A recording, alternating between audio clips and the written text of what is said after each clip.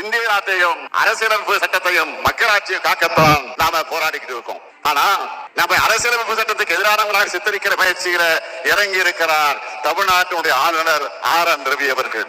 இந்த ஆளுநர் மரபுப்படி நிறைவா பாடப்படக்கூடிய நாட்டுப்பண் பாடலுக்கு கூட நிற்காம வெளியேறின ஆளுநர். இருந்தாலும் ஒன்றிய அரசுக்கு நான் வைக்கும் கோரிக்கை என்பது, நான் ஆளுநரை விமர்சிக்கிறேன் என்பதற்காக அவரை மாத்திடாதீங்க. அவர் பேசத்தான் பாஜக நாட்டு அம்பலப்படுது. திராவிட கொள்கைகள் மேலும் மேலும் மக்களும் சென்று சேருது. மக்களுக்கு மாநில சுயாட்சி முழக்கத்தினுடைய நியாயங்கள் புரியுது.